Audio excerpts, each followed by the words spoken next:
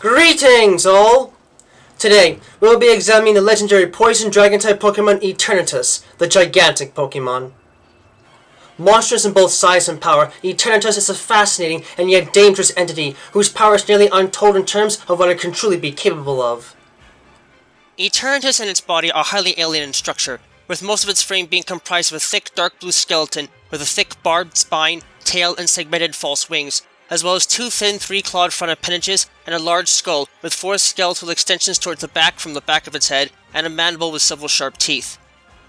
The inner form of energy that fuels it originates within its skeletal ribcage, where its heart, a nuclear generator, sits, pumping red Dynamax energy through the inside of its skeleton to form its internal body and soft tissues, as well as the six bright white eyes placed between the skeletal ridges of its pointed face. When it is overloaded and mutated into its Eternamaxed Eternatus form, the majority of its form is wrapped around its enlarged energy core, now contained within a spiked cage of sorts, and its main body changes to something similar to a giant hand, with a thick rope of tissue attaching the coiled frame to the hand form, with 5 armored tendrils extending from the central palm, each tipped with a sensory spike that acts as the eyes and ears of the creature simultaneously. The legend of Eternatus is one so old that many in the Galar region have forgotten about it entirely, though the few that do recall it are the only ones who even know that the legendary beast exists outside the havoc it has caused in recent times. 20,000 years ago, the legendary monster Eternatus crash-landed on Earth inside of a meteorite and fell into a dormant state. 3,000 years ago, however, it woke from its slumber, and in desperate need of energy to restore its decaying form, the creature rose to the skies of Galar and began to feed on the life energy of everything in sight, darkening the sky with black clouds and beginning what is historically called the Darkest Day. In assuming its full power, the beast began radiating energy from its body in the form of Galar particles and, by association, Dynamax energy. This caused Pokemon across the land to be Dynamaxed and Gigantamaxed, but because they could not control the energy flowing through them, they went berserk and began to destroy the land. Zacian and Zamazenta rose to fight the beast as heroes of Galar alongside the reigning king of Galar at the time, and together they managed to defeat the beast and forced it into a deep slumber, its power and pieces of its broken body scattering across the land in the form of wishing pieces and wishing stars, and infusing the Galar region with Dynamax energy through the Galar particles emitted from its frame.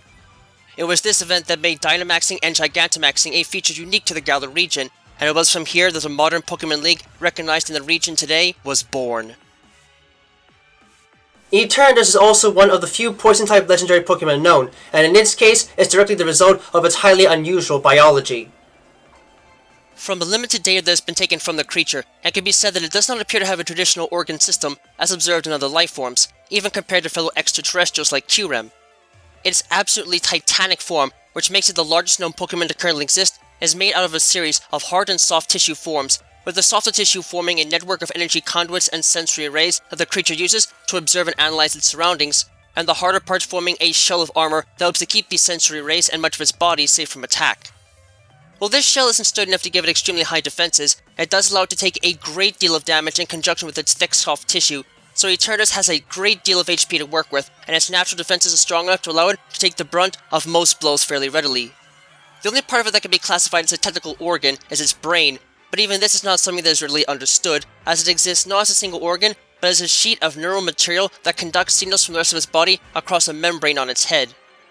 The fact that a creature can fly, as well as just function biologically without any form of traditional organ system, is all due to the energy core that is attached to its ribcage. This energy core serves as its heart, and is the source of the creature's true crown and glory, Dynamax energy. In truth, this creature mainly feeds on the life energy of others, which is then processed in its active core as it emits energized particles known as Galar particles as a waste product, which themselves are the source of Dynamax energy, essentially making the creature the very source of all of this energy in the entire Galar region. Because of this, the creature does not need any form of physical sustenance to survive, and is seemingly immortal, so long as it can continue to actively feed on the energy of others. However, it is noted that, for a time, this creature was placed into a dormant state where this was not possible, and thus almost died, and in more modern times, pieces of its body needed to be reattached to it in the form of wishing stars in order to get its core functioning again. Regardless, this energy core provides the creature with the capacity to emit toxic energy fields that can poison others through radiation exposure, hence its poison-type assignment, and is able to actually concentrate the Dynamax energy inside of it to fire it off as a massive beam of energy. This attack, known as the Dynamax Cannon attack, is completely unique to Eternatus and can deal immense damage to Dynamax and Gigantamax Pokémon by overloading them with Dynamax energy, making the creature a dangerous weapon even against those using the same energy source that runs through its body. As far as its combat attributes go, while it possesses pressure as its only ability as a result of its intense and terrifying form, its stats are equally as intimidating, with decent defenses and a great amount of power within its overall stamina, special offenses, and agility, only being weak in attack as a fully evolved Poison-type Pokémon, and only weak in attack, defense, and special defense as a fully evolved Dragon-type Pokémon, possessing the highest base HP, special attack, and speed stats, tied with Crobat, as well as base stat total, out of all Poison-type Pokémon, thus rendering it a critical threat to almost anything that comes upon it, especially given its access to a flamethrower attack for good measure. However, it is duly noted that the form the creature typically is seen in is not its strongest form. If Eternatus is able to absorb all the Galar particles and Dynamax energy in the region, it can allow this creature to obtain a form wherein it has been overloaded to the point of no return. Eternamax Eternatus.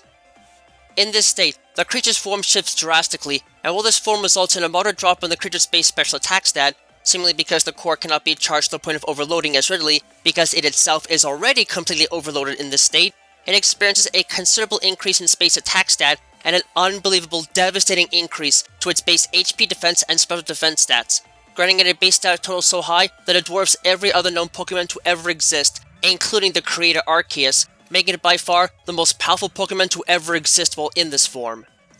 Because of how overloaded the creature's core is with Dynamax energy in this state, its mere presence is enough to warp the fabric of space-time and effectively generate enough Galar particles and Dynamax energy to cause all the Pokemon in a massive radius to Dynamax or Gigantamax uncontrollably, as it emits an infinite amount of these materials into its surroundings.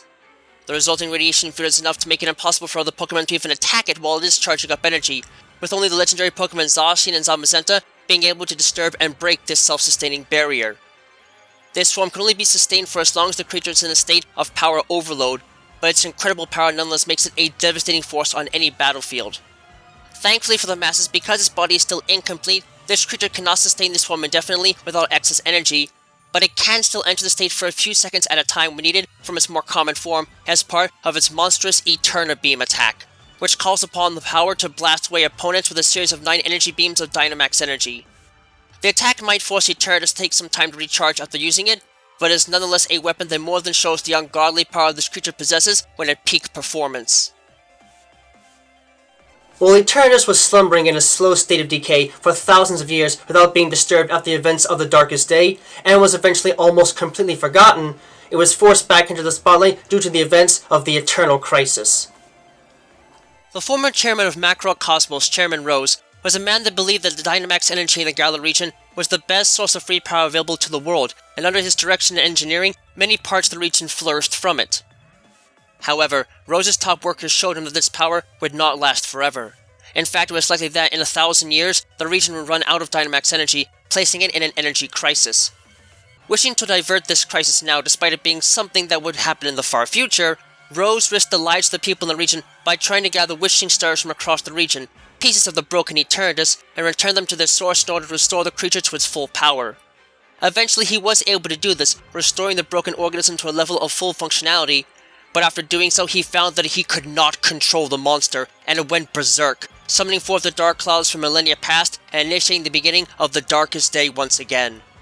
The former champion of the Galar region, Leon, attempted to weaken and capture Eternatus to stop its rampage, but failed, forcing a fellow trainer friend to tackle the beast and defeat it in battle. However, in a desperate move to keep itself safe, the cornered Eternatus absorbed all the Galar particles and Dynamax energy in the entire region, allowing it to set the Darkest Day completely in motion and transform into an overcharged mutant state, Eternamax Eternatus. Its overwhelming power being too great for any Pokemon to attack it, it seemed like all hope was lost. But thankfully a young trainer and the younger brother of the former champion, Hop, had acquired the Rusted Sword and Rusted Shield items from the Slumbering Weald previously. Their presence near Eternatus triggered the awakening of the legendary heroes of the Galar region, Zacian and Zamazenta, and with the items, they were able to enter into the Crown Sword and Crown Shield forms. Together, the two heroes of Galar, alongside Hop and his friend, were able to fight back and defeat Eternatus for good, allowing the young friend to capture and contain the creature once and for all. After the end of the crisis, Chairman Rose was removed as the head of Macrocosmos for his actions, leaving Leon to take over, while the legendary beasts were almost allowed to return to the wild. but not until the remaining members of the original Galar royal family, Swordward and Shieldbird, attempted to force the creatures to show their true animal natures by bombarding them with Galar particles to show who the real rulers of the region should be, only to be rebuffed by Hop and the friend from before and defeated as the legendary heroes calmed. Afterwards, the two beasts entrusted themselves to these two trainers, so the legends of the Galar region would live on, with heroes and heroes bonded together. You know, while I am an alien to this world just as this beast is, I'm gonna go on a limb here and say that it's a whole nother level when it comes to the actual threat that it poses to the world as a whole. This monster isn't just utterly massive in stature, but the intense radiation it gives off more than makes it a dangerous poison type, and with the capacity to do a hell of a lot more than just poison anything that gets near it.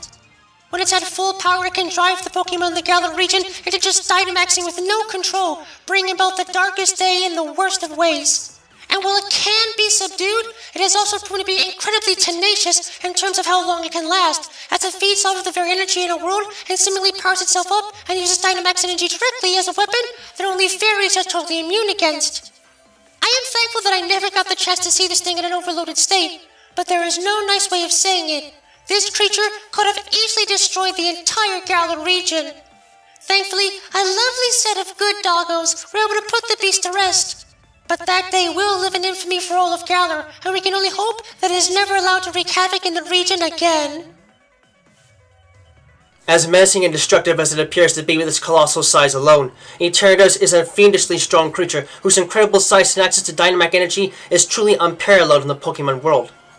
While it may be subdued as of now, there is no telling where it may show up next in the hands of those that manage to capture and contain the beast. Do yourself a favor and make sure not to engage this beast with Dynamax Pokemon if you come across it in any fight, or this alien megafauna will turn the tables against you and make you regret the day that your personal world met its own darkest day.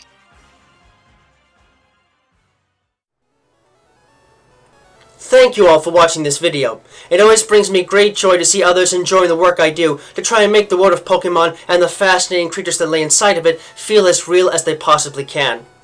If you really enjoy my work, please feel free to leave a comment and subscribe, as I always do my best to respond to any and all comments that are left on my videos.